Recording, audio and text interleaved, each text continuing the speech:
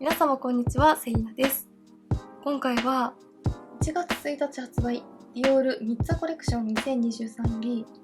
ディオールスキンフォーエバークッションパウダー限定色ローズとサンクルールクチュール709、ディオールショーディスクルール、そしてルージュディオールミッツァコレクションより200番のヌードタッチサテンと225番のベージュタフタメタリック、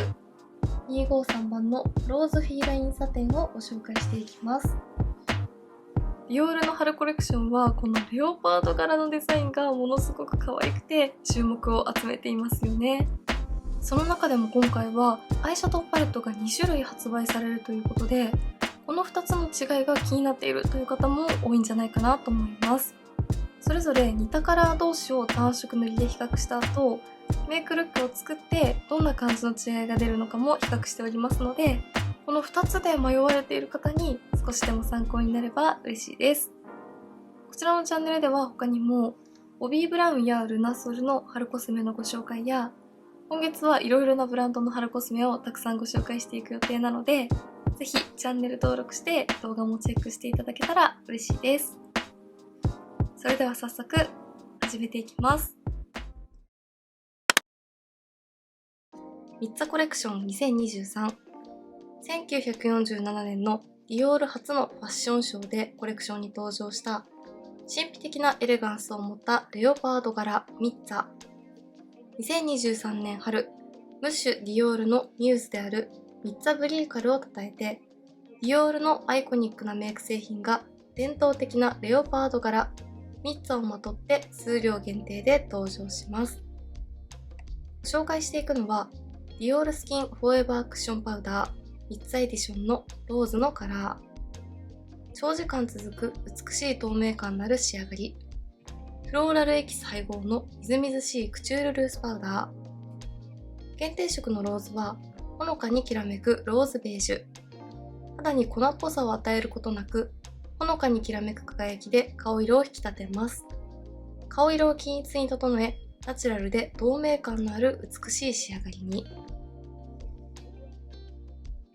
続いてサンクルールクチュールの709アイコニックミューズ。ピンク、サテンソフトブラウン、ディープラズベリー、ルミナスパールのカラー。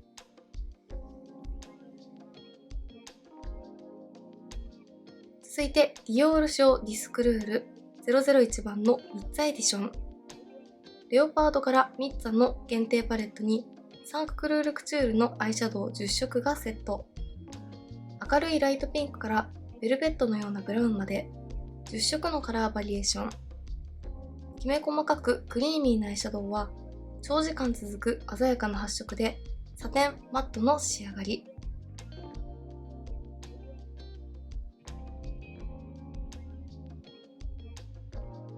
サンクルールクチュールの709とこちらのディオールショーディスクルールは一見カラーの配色が似ているように感じますが、どのカラーも色かぶりはしていないそうです。続いてルージュディオールミッツァコレクションからは200のヌードタッチサテン、255のベージュタフタメタリック、そして253のローズフィーラインサテンの3色をご紹介していきます。200のヌードタッチサテンはウォームヌードのカラー、225のベージュタフタメタリックはゴールデンベージュ、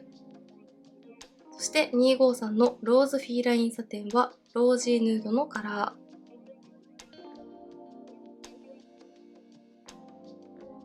今回こちらの限定リップを購入するとレオパード柄デザインの限定ケースもセットになっています。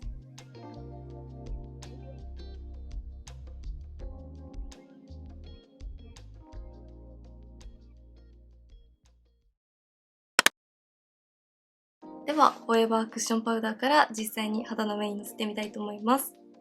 今回ベースメイクは同じディオールのフォーエバースキンベールと現在レオパード柄の限定デザインでも発売しているフォーエバーグロークッションを使っています。ではパフにとってこちら側半分に塗ってみます。手元で見た時は結構しっかりラメが輝くなと思いましたが、意外と肌の上にのせてみるとそこまでラメが悪目立ちする感じではないです。はい、こちら側半分にフォーエバークッションパウダー限定色のローズを塗ってみました。手元で見た時は前回の限定のミレフィオリのクッションパウダーくらいラメを感じたので、こちらもラメが目立つタイプかなと思いましたが、パウダーなしの方と比較してもあまり変化を感じないくらい自然です。アップで見てもこんな感じで、肌の上にパウダーが乗っている感じはしませんが、毛穴はちゃんと綺麗にぼかしてくれています。顔を動かすとたまに微細なラメがキラッと輝くところが、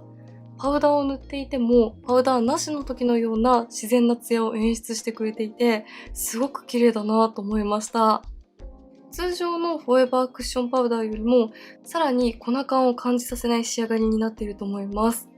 フェイスパウダーを塗るとファンデーションのツヤ感が消えてしまうのが気になるという方にとてもおすすめです。はい、外の自然光で撮影しています。自然光で見ると室内光で見ている時よりも微細なラメの輝きが分かりやすいと思いますが、本当に微細なラメなのでギラギラしすぎることもなく自然なツヤ感を与えてくれています。自然光で見ても粉感を感じさせないのに毛穴を埋めてくれているところが綺麗ですよね。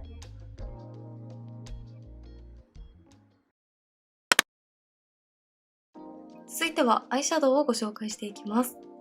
サンククルールクチュールの709番とディオールショーディスクルールは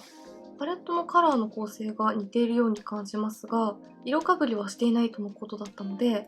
まずはサンククルールクチュールとディオールショーディスクルールの似たカラー同士を単色塗りで比較していきたいと思います。まずはサンククルールクチュールの左上のカラーとディオールショーディスクルールのこちらのカラー。とても軽い粉質で微細なラメを感じます。発色はそこまで濃くなりすぎるタイプではないです。はい、サンククルールクチュール709の1色目、こんな感じです。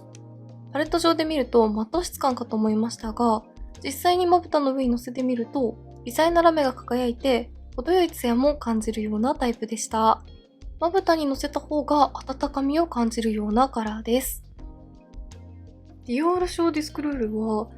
手元で見た時に意外とどのカラーにも微細な多色ラメが入っていて、まぶたの上に乗せてもこんな感じで、サンククルールクチュールよりもツヤが綺麗に出ていて、ラメもしっかりと感じます。はい、ディオールショーディスクルールはこんな感じです。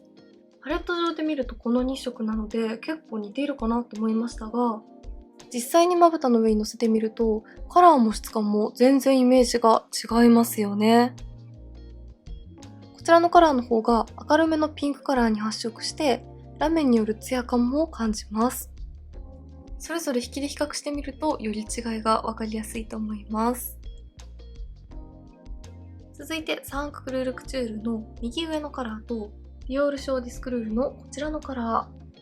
ちらはホワイトのカラーで微細なパールによるツヤめきを感じます。今回サンククルールクチュールも発色がとてもナチュラルですね。はい、サンククルールクチュール2色目はこんな感じです。サンククルールクチュールの中にはよくこういったホワイトのカラーが入っていますが、もう少し白っぽく発色するカラーも多い中、今回はカラーの発色がナチュラルだからか、目元に明るさも出しつつ白っぽくなりすぎないような発色でした。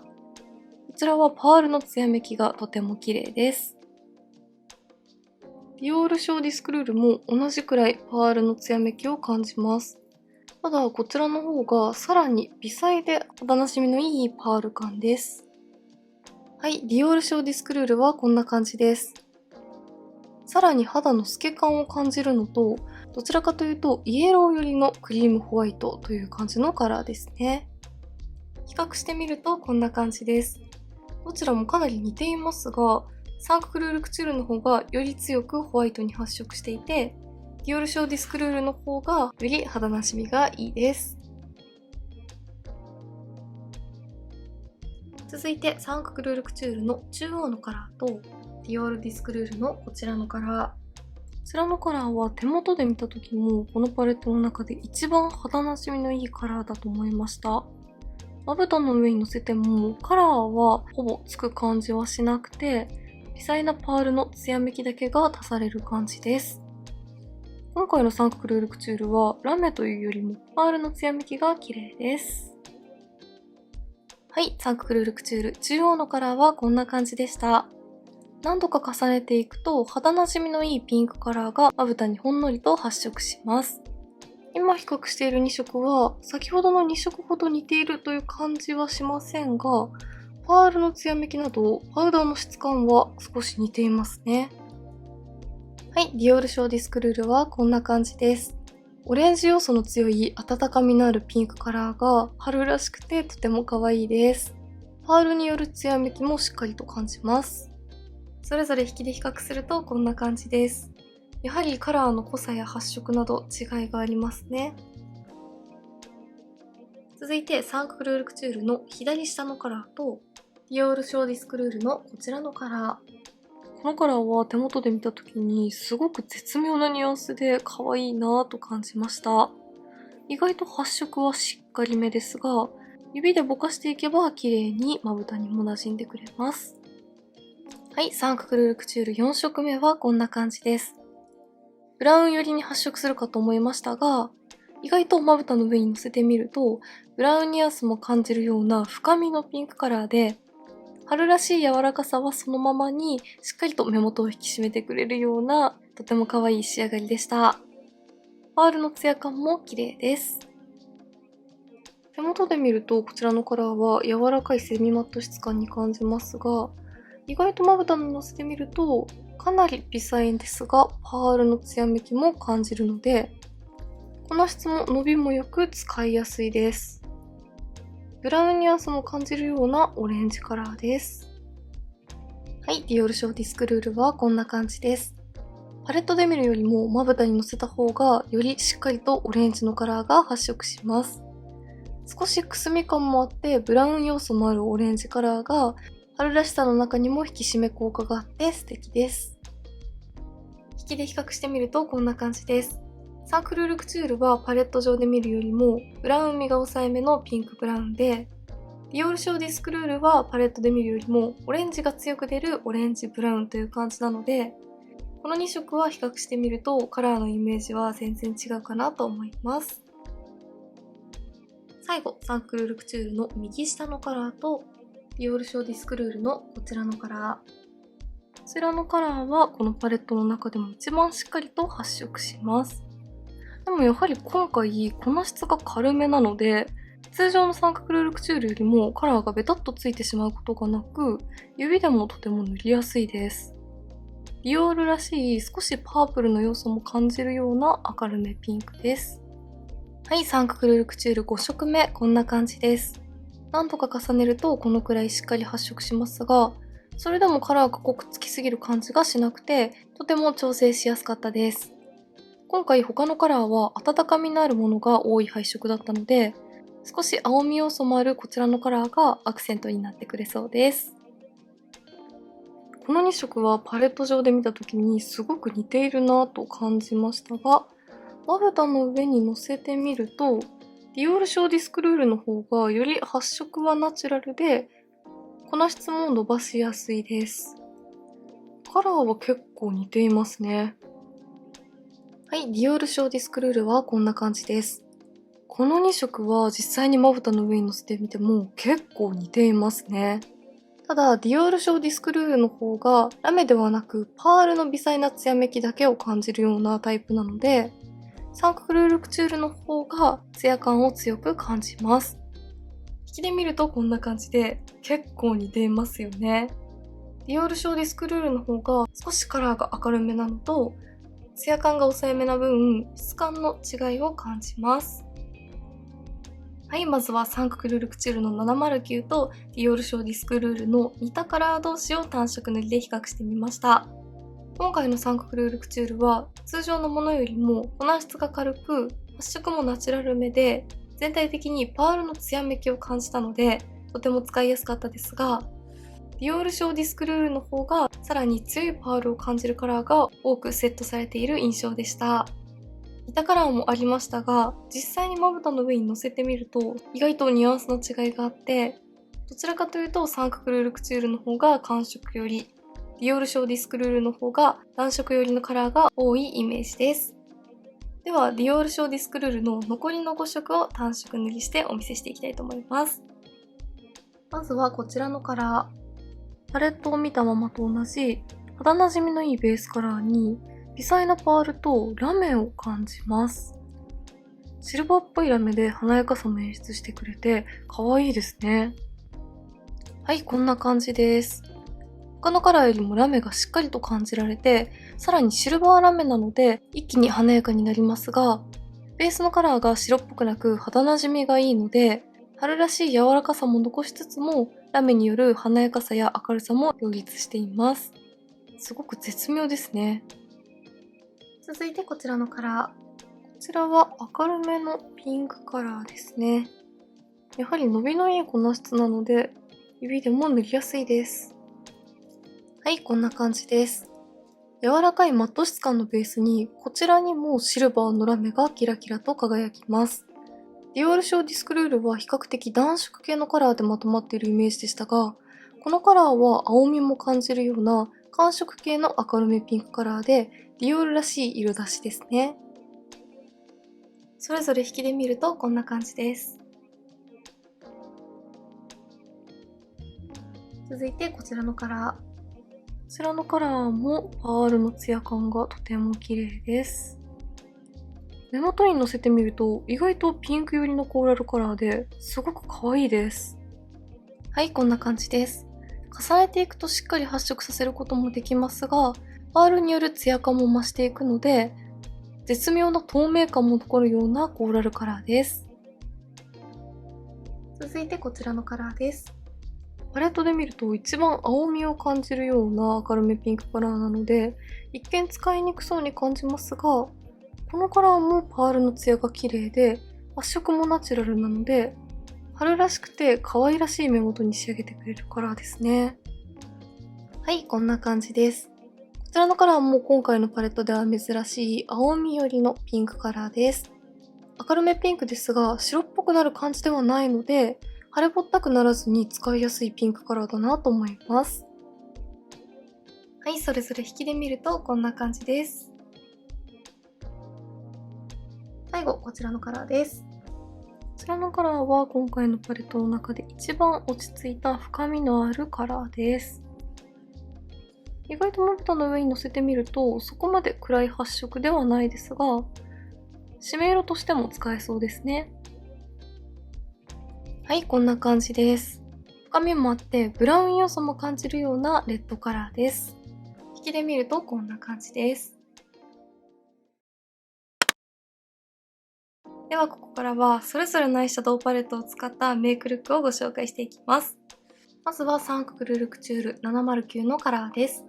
まず中央のカラーを指に取ってアイホール全体にベースとして塗っていきます。今回パールのツヤがとても綺麗なので、ベースにしっかりとツヤを仕込んでおきます。続いて右下のカラーを指に取って、目を開けた時にカラーが見える位置までしっかりと発色させていきます。ベースに塗ったパールのカラーと混ざり合って、軽やかさが出てすごく可愛いです。続いて左下のカラーを指に取って、上まぶたの目尻3分の1に発色させていきます。このカラーも指で塗ってしっかり発色させていきます。続いて右上のカラーを付属のチップの太い面に取って、目頭くの字にホワイトを入れていきます。上まぶたは深みのあるカラーでグラデーションを作ったので、目頭にしっかりと明るさを出していきます。最後に左上のカラーを付属のチップの太い面に取って、下まぶた全体に塗っていきます。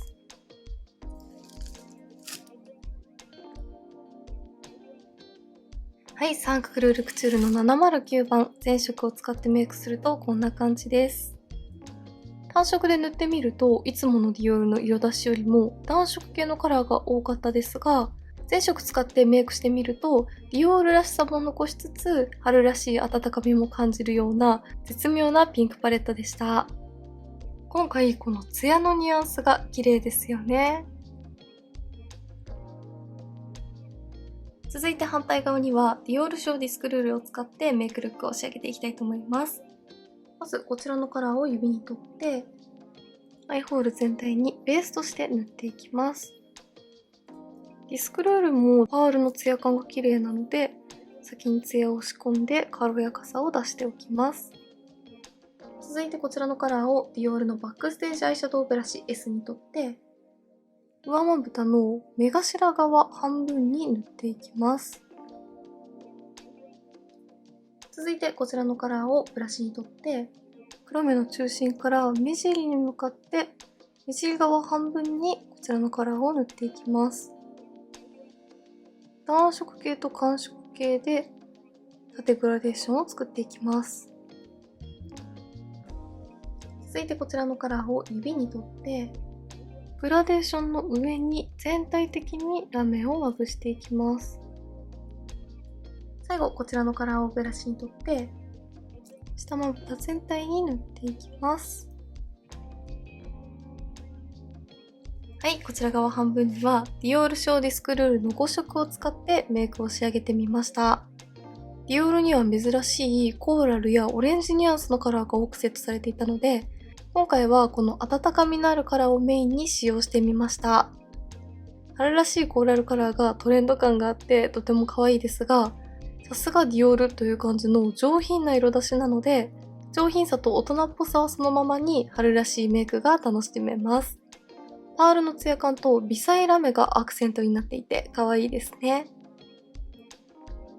それぞれ引きで見るとこんな感じです。比較してみると結構違いがありますよね。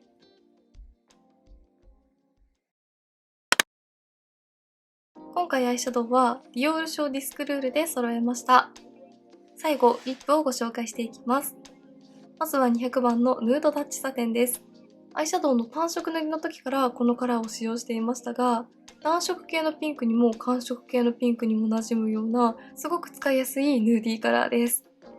こんな感じで滑らかでツヤのある仕上がりで長時間塗っていても乾燥する感じが気になりにくくすごく使いやすいです。今回リップの限定色が10色発売されてどのカラーもすごく可愛くて悩みましたが写真で見た時から可愛いなと感じていたこの200番のカラーはヌーディーカラーなのに白っぽくなりすぎずにメイク全体をまとめてくれてとても絶妙だなと思いました。春カラーの柔らかさを感じつつミルキーすぎないところも使いやすくていいですよね。続いて225のベージュタフタメタリックです。